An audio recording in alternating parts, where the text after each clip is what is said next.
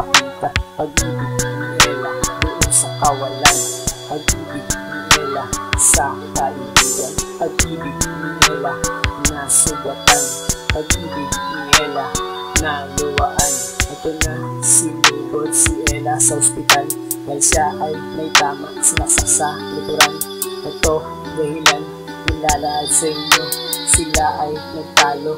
Yung gabi na yon, sinita agad, yun nga nandusay, nakahawak ng kutsilyo, sinaksak sa likuran, lulong sa marijuana, kaya daw nagawa.